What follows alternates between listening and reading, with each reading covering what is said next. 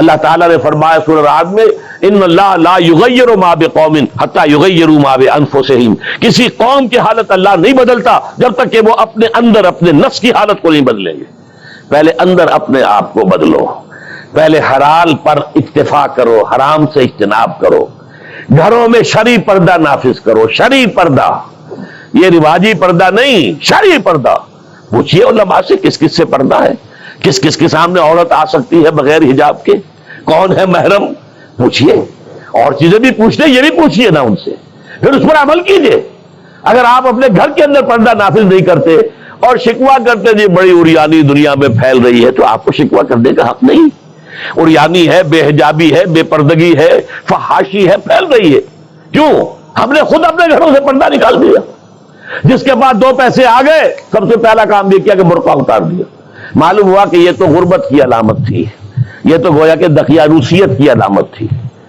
تو ہمیں یہ سوچنا چاہیے، ہماری معاشرت، اب کسی نے قانون تو ہمارے اوپر نافذ نہیں کیا ہے کہ عورتیں پردہ نہ کریں، اللہ کا شکر ہے آج تک پاکستان میں تو ایسا نہیں ہوا ہے۔ مسلمان ملک ایک ترکی بھی ہے، وہاں عورت اپنا سر بھی نہیں ڈھانپ سکتی۔ آپ کو اپنے اخبار میں آپ نے پڑھا ہوگا، ایک ممبر آف پارلیمنٹ ان کی آ گئی تھی کہ جس نے صرف سر ڈھانپا ہوا تھا، سکارف رکھا ہوا تھا سر پر، اس جرم کی پاداش میں اس کی وہ اسمبلی کی ممبرشپ بھی گئی اور ترکی کی سٹیزن شپ بھی گئی۔ ہمارے ہاں تو نہیں، جس گھر سے بھی پردہ نکلا ہے اپنی مرضی سے نکلا ہے، جس نے بھی چھوڑا ہے اپنے ارادے سے چھوڑا ہے، کسی نے آپ پر لازم نہیں کیا۔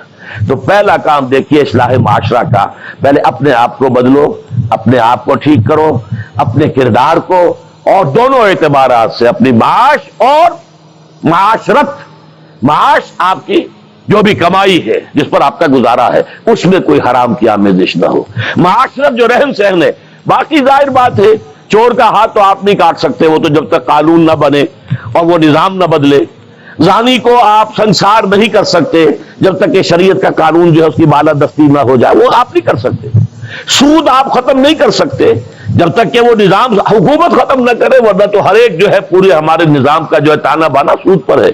لیکن خود تو اپنے آپ کو بچا سکتے ہو، ڈائریکٹ انوالومنٹ تو نہ ہو سود میں، خود تو سود پر قرض نہ لو، خود تو اپنی بچت وہاں رکھ کر اس پر سود نہ کھاؤ، اور فکس ڈپازٹ رکھ کر جو ہے سود نہ کھاؤ۔ کم سے کم ان دونوں اعتبارات سے جب تک کہ ہم اپنے آپ کو، تقویٰ تو بہت اونچی چیز ہے، اور تقویٰ بھی وہ جتنا کہ اللہ کے تقویٰ کا حق ہے، تو بہت اونچی بات ہے، کم سے کم جو صریح حرام ہے اس سے تو بچے نا۔ تو پہلی منزل یہ، بلکہ میرے اب آج کی ترتیب میں دوسری منزل ہوئی۔ پہلی منزل کیا تھی؟ یقین والا ایمان حاصل کرو، یقین پیدا کرے ناداں، یقین سے ہاتھ آتی ہے وہ درویشی کے جس کے سامنے جھکتی ہے فقوری۔ ایسے ایسے درویش گزرے ہیں۔ اب یہ خواجہ نظام الدین اولیاء رحمۃ اللہ علیہ دلی میں ایک تخت ہوتا تھا بادشاہ کا، ایک تخت ہوتا تھا ان کا روحانی تاجدار، وہ کون تھے؟ نظام الدین اولیاء رحمۃ اللہ علیہ۔ 6 بادشاہ ان کے زمانے میں بیٹھے تخت دہلی پر، کسی کے پاس حاضری نہیں دی، درویش نہیں جایا کرتے عمرا کے گھروں میں۔ ایک بادشاہ نے کہا کہ میں آنا چاہتا ہوں، روک دیا، نہیں میرے پاس مت آؤ۔ اس نے کہلوایا میں آ جاؤں گا، آپ کا دربار عام ہے، کھلا ہے، سب آتے، میں بھی آ جاؤں گا، آپ مجھے کیسے روک سکتے ہیں؟ جواباً کہلوایا کہ اگر بادشاہ ایک دروازے سے داخل ہوا تو درویش دوسرے دروازے سے نکل جائے گا۔ جھک رہا ہے کہ نہیں بادشاہ؟ جب آیا تھا بابر یہاں پر حکومت وہ جنگ کرنے کے لیے، پانی پت کی پہلی جنگ ہونے والی تھی سن 1526 میں، پتہ نہیں یہ تاریخ بھی اب لوگوں کو معلوم ہے کہ نہیں، تو وہاں کون تھا؟ ابراہیم لودھی بادشاہ تھا دہلی کا۔ وہ آیا ہے شیخ عبد القدوس گنگوہی رحمت اللہ علیہ کے پاس کہ حضور حضرت میرے لیے دعا کیجئے، بڑا وقت سخت آ گیا ہے، بابر فوج لے کر آ گیا ہے۔ ان کا دعا نہیں کی، فرمایا ہٹ جاؤ یہاں سے، ہماری دھوپ چھوڑ دو، دعا نہیں کی۔ وہ آیا ہے ہاتھ جوڑ رہا ہے، دعا کی، دعا نہیں کی، اس لیے کہ ظالم حکمران تھا اور بابر نے شکست دی۔ تو یہ فقیروں کے پاس چل کے بادشاہ کیوں جا رہے ہیں؟ اس لیے کہ وہ یقین ہے دل کے اندر، یقین پیدا کرے ناداں، یقین سے ہاتھ آتی ہے وہ درویشی کے جس کے سامنے جھکتی ہے فغفوری۔ بادشاہ جھکتے ہیں جن کے سامنے، وہ کس سے حاصل ہوتی ہے؟ وہ در حقیقت یقین قلبی والی دولت۔ دوسرا کام، اپنے عمل کے اندر، اپنے کردار میں تقوی اختیار کرو جس کا کم سے کم درجہ یہ ہے کہ حرام سے تو اپنے آپ کو بچا لو اور فرائض کی پابندی کرو. نماز فرض ہے، روزہ فرض ہے، اگر آپ کے پاس مال اتنا ہے کہ زکوٰۃ آپ پر عائد ہوتی ہے زکوٰۃ دینا فرض ہے، اگر استطاعت ہے تو حج کرنا فرض ہے، جو بھی ہے فرائض وہ ادا کرو، فرائض و واجبات ادا کرو، حرام سے اپنے آپ کو روک لو. یہ دو کام نہیں کرتے تو اگلی آیت کی طرف بڑھنے کا فائدہ ہی نہیں، پھر یہیں پر بات ختم ہو جائے گی، فل سٹاپ ہو جائے گا. لیکن اگر یہ مرحلہ طے کر لیا، خوش نصیب، اس نے اپنی معاش اور اپنی معاشرت کو درست کر دیا شریعت کے مطابق. اب اگلا قدم کیا ہوگا؟ وَاعْتَصِمُوا بِحَبْلِ اللَّهِ جَمِيعًا وَلَا تَفَرَّقُوا. اب چونکہ تمہیں فرد سے آگے بڑھ کر ایک امت بننا ہے، دنیا میں انقلاب برپا کرنے کے لیے، اللہ کے دین کا بول بالا کرنے کے لیے، اللہ کے دین کو غالب کرنے کے لیے تمہیں تو فوج بننا ہے، خدائی فوجدار بننا ہے. لہذا تمہیں جڑنا ہوگا نا.